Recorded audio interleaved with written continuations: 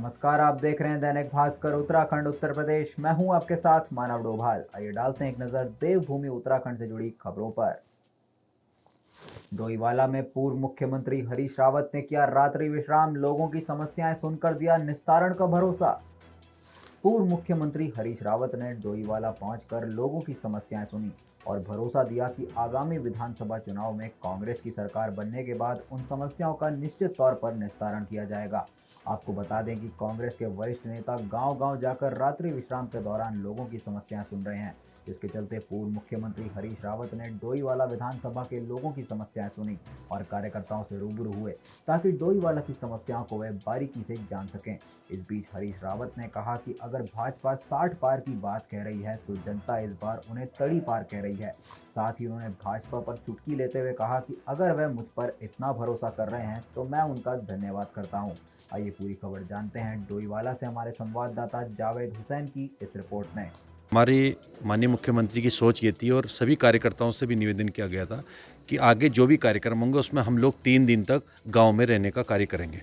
इससे एक तो ये होगा कि हम गांव के लोगों के बीच में बैठेंगे, उनसे कांग्रेस की बात करेंगे और जो हमारा भविष्य का रोड मैप है उसके बारे में विस्तृत चर्चा करेंगे। उसी परिप्रेक्ष्य में आज जो शाम के समय कार्यक्रम हुआ था महिलाओं के चौपाल के, उसमें कई महिलाओं ने अपनी समस्याएं बताई। कईयों ने जो आगे भविष्य में अगर आप मुख्यमंत्री बनोगे तो हमारे ये समस्याएं उसको कैसे दूर करोगे, उस पर चर्चा हुई।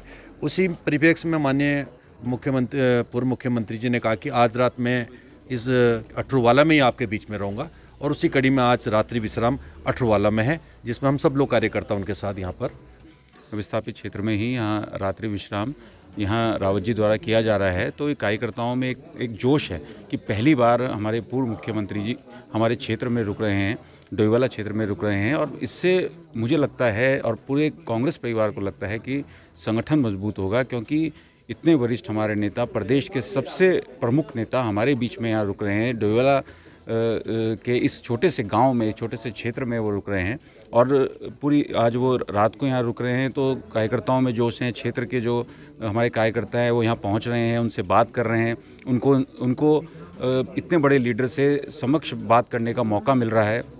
तो हमें लगता है कि जो क्षेत्र की समस्याएं हैं उन संज्ञान में लेकर आगे आने वाले समय में 2022 का जो चुनाव होगा उसमें माननीय हरीश रावत जी मुख्यमंत्री बनेंगे तो डोईवाला क्षेत्र की जो समस्या है उसके निदान के लिए वो आगे कार्य करेंगे। वो 60 पार कह रहे हैं, जनता कह रही है भाजपा तड़ी पार।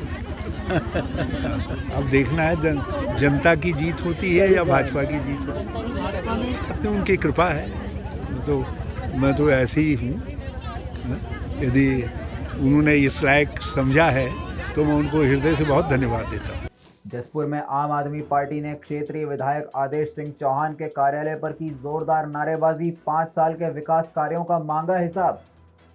जसपुर में आम आदमी पार्टी के कार्यकर्ताओं द्वारा जसपुर विधायक आदेश सिंह चौहान के कार्यालय पर पहुंचकर 5 साल के कार्यकाल के विकास कार्यों का हिसाब दो के नाम से जमकर नारेबाजी की गई।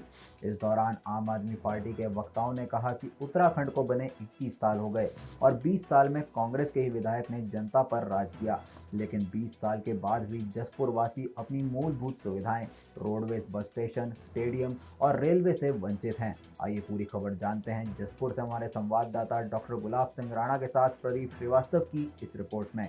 आप पार्टी के प्रभारी श्री दिनेश मोहनिया जी ने पूरे प्रदेश की 70 विधानसभाओं को ये आह्वान किया कार्यकर्ताओं से कि अपने अपने विधानसभा के विधायकों के कार्यालय पर जाएं और उनसे 5.25 साल हो गए उन्हें विधायक बने हुए, केवल 5 ऐसी उपलब्धियां बताएं कि जो उन्होंने 5.25 साल में की हों। इसी के तहत आज हम तमाम कार्यकर्ता इस विधानसभा के विधायक श्री आदेश सिंह चौहान के कार्यालय पर आए। वो यहाँ पर उपस्थित ही नहीं है और हम उनसे ये पूछना चाहते हैं कि वो जनता में किस बात को लेकर दोबारा वोट मांगने जाएंगे। उन्होंने 5.25 साल में क्या किया? ना 5.25 साल पहले यहाँ पे रोड बेड का आवश्यकता था, ना स्टेडियम था, ना सरकारी अस्पताल के अंदर कोई सुविधाएं थी, बल्कि अपनी रोड बनाने में भी जो उनका गांव निवार मुंडी है उनकी रोड बनाने में भी मैंने 3 बार वीडियो बना कर डाली, तब वो रोड बनी है। क्या हाल है जसपुर विधानसभा की रोडों का, कोई सुध नहीं है। इसी तहत हम उनसे 5 साल का हिसाब मांगने आए थे और वो आज यहाँ पर उपस्थित नहीं है। और हम इस बात को उठाते रहेंगे, आप पार्टी उठाती रहेगी और जनता का आशीर्वाद प्राप्त करती रहेगी। आदरणीय हमारे प्रदेश के प्रभारी श्री दिनेश मोहनिया जी के आदेश पर ये हमारे तमाम आम आदमी पार्टी के यहाँ पर कार्यकर्ता एकत्र हुए हैं और ये आज का मकसद है कि हमारे जो वर्तमान विधायक आदेश सिंह चौहान हैं उनसे पूछना है आम आदमी पार्टी का कि इन पिछले 5 साल में आपने क्या कार्य किए। उसी के तहत आज का टॉपिक है कि जवाब दो, हिसाब दो, 5 साल का हिसाब दो, 5 साल का हिसाब दो। इसी के तहत आज हमारे तमाम आम आदमी पार्टी कार्यकर्ता यहाँ पर इकट्ठे हुए हैं और हमारी जो जसपुर की 62 विधानसभा जसपुर की स्थिति है बहुत ही ख़राब है, रोडों की स्थिति बहुत ख़राब है। हमारे कोई सा रास्ता देख लीजिए, MP सिंह वाला रास्ता जो कुछ दिनों पहले लोग वहाँ धान लगाने से खड़े हो गए थे। तो पूछना चाहता हूँ कि आप लोग पावर में हैं, आप लोग विधायक हैं, आपको अगर अपनी रोडें बनवाने में दिक्कत है तो फिर आप इस्तीफा दे दो। तो आज इसी के तहत आम आदमी पार्टी इस कार्यालय पर इकट्ठा हुई है, हमारे कार्यकर्ता इकट्ठे हुए हैं और पूछना चाहते हैं कि आपने 5 सालों में क्या कार्य किए, उसका जवाब दो, हिसाब। बाजपुर में कांग्रेस पार्टी ने गृह मंत्री अमित शाह का किया पुतला दहन। कहा, अमित शाह ने उत्तराखंड की महिलाओं को घसियारी का नाम देकर किया अपमान। बाजपुर में कांग्रेस के दर्जनों कार्यकर्ताओं ने ब्लॉक अध्यक्ष अनिल सैन के नेतृत्व में शहीद भगत सिंह चौक पहुंचकर केंद्रीय गृह मंत्री अमित शाह का पुतला दहन करते हुए जमकर नारेबाजी की। इस दौरान कांग्रेस के ब्लॉक अध्यक्ष अनिल सैन ने कहा कि केंद्रीय गृह मंत्री अमित शाह का उत्तराखंड की देवभूमि पर दूसरा दौरा उत्तराखंड की भोली भाली जनता को गुमराह कर रहा है। साथ ही उन्होंने कहा कि डबल इंजन की सरकार द्वारा उत्तराखंड की महिलाओं को घसियारी का नाम देकर उनका अपमान किया गया, जो किसी भी कीमत पर कांग्रेस सहन नहीं करेगी। आइए पूरी खबर जानते हैं बाजपुर से हमारे संवाददाता मोहम्मद हनीफ खान की इस रिपोर्ट में।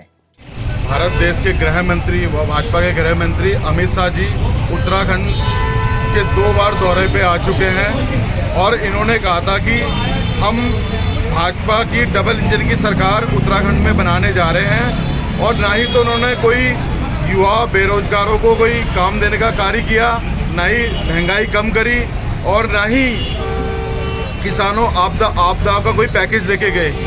सिर्फ जुमलेबाजी है और यहाँ की महान जनता, जो उत्तराखंड की महान जनता को छलावा देने का काम किया है। आने वाले 2022 में इन्हें पता चल जाएगा कि डबल इंजन की सरकार कैसे पैदल हो जाएगी ये। और दूसरी बात, भाजपा द्वारा हमारी महिलाएं, पहाड़ी महिलाएं हैं, उन्हें घसियारी नाम से नवाजा गया। वो एक घोर निंदा वाली बात है कि हमारी जो उत्तराखंड की महिलाओं को इस नाम से भाजपा द्वारा सम्मानित करा जा रहा है, ये बहुत ही दुर्भाग्य वाला विषय है। घसियारी का अर्थ क्या है? हटने वाली महिला, जो हमारे क्या उत्तराखंड की महिला इतनी पूरी हो गई कि इनको घास देना पड़ रहा है, घास देके वो करवा रहे हैं ये महिलाओं को। ये लोग बर्बाद हो गए हैं। क्या इनके 3800 रुपये से क्या होगा? लोगों के घर बर्बाद हो गए, लोगों के खेत खलियान बर्बाद हो गए। 3800 रुपये में लोगों को खुश करने की कोशिश कर रही है भाजपा, इसके अलावा कुछ नहीं है। डोईवाला में पूर्व मुख्यमंत्री हरीश रावत ने महिलाओं और पूर्व सैनिकों को किया सम्मानित। चौपाल चर्चा में सुनी लोगों की समस्याएं। डोईवाला में अठूरवाला संघर्ष समिति द्वारा करतार नेगी के नेतृत्व में महिला एवं पूर्व सैनिक सम्मान समारोह का आयोजन किया गया। इस दौरान मुख्य अतिथि के तौर पर शामिल हुए पूर्व मुख्यमंत्री हरीश रावत के द्वारा महिलाओं और पूर्व सैनिकों का सम्मान किया गया और अठूरवाला संघर्ष समिति द्वारा चौपाल चर्चा भी की गई। इसमें सभी लोगों ने अपनी समस्याओं से हरीश रावत को अवगत कराया। वहीं इस बीच हरीश रावत ने कहा कि सभी जगह गन्ने का खरीद मूल्य घोषित हो चुका है, इसके साथ उत्तराखंड का किसान भी व्याकुल है। आइए पूरी खबर जानते हैं डोईवाला से हमारे संवाददाता चमन लाल कौशल की इस रिपोर्ट में। और ये गन्ना खरीद मूल्य घोषित करो, इस मांग को लेकर के, और सब जगह गन्ने का खरीद मूल्य घोषित हो चुका है। उत्तराखंड का किसान भी व्याकुल है, कितना क्या भाव लिया जाएगा ताकि खेत की आगे की प्लानिंग कर सके किसान जो।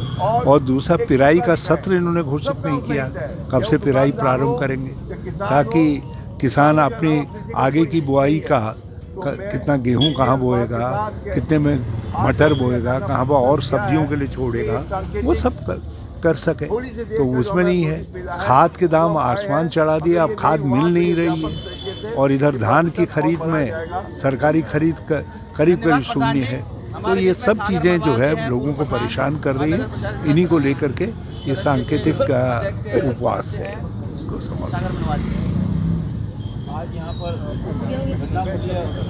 किसानों को मैं धन्यवाद करता हूं। पहले तो आपका जो हमारा मीडिया है कि कम से कम आप हमारे बीच में आके हमारे सुख दुख को पूछते हैं, इसके लिए आपका धन्यवाद। सेकंड ये है कि आसपास की जितनी भी हमारी स्टेटें हैं, चाहे हरियाणा है, पंजाब है, उत्तर प्रदेश है, सभी में गन्ना मूल्य घोषित हो गया। हमारे यहाँ अभी तक गन्ना मूल्य घोषित नहीं हुआ। और मिल के लिए अभी हम 2-4 दिन पहले यहाँ के जो हमारे ईडी महोदय नए बने हैं उनसे मिले थे, तो उनसे यही बात हुई थी। तो उन्होंने हमें 20 तारीख तक का वादा किया कि 20 तक मैं हर हालत में मिल को चला दूंगा। चलो वो समय भी आ रहा है, लेकिन सबसे मेन चीज़ है कि हर बार हमारे साथ क्या होता है, हमारा जो गन्ना मूल्य है वो बाद में घोषित करते हैं। डोईवाला कम से कम उत्तराखंड में ये काफ़ी टाइम से परिपाटी चल रही है। तो हम ये चाह रहे हैं कि गन्ना मूल्य पहले घोषित हो। इसी के लिए प्रदेश के जो पूर्व मुख्यमंत्री थे हरीश रावत जी आज बीच में आए और इन्होंने सांकेतिक उपवास जो किया है यहाँ पर, वो इसलिए किया कि जो गन्ना मूल्य है, धामी सरकार जो है हमारी, वो अभी घोषित करे ताकि किसान अब अपने गन्ने की सप्लाई जो है सुचारू रूप से 20 तारीख से कर सकें। बुलेटिन में आज के लिए बस इतना ही। स्वस्थ रहें, सुरक्षित रहें और कोविड गाइडलाइंस का मुख्य रूप से पालन करते रहें। और उत्तराखंड और उत्तर प्रदेश की खबरों से जुड़े रहने के लिए देखते रहिए दैनिक भास्कर उत्तराखंड उत्तर प्रदेश।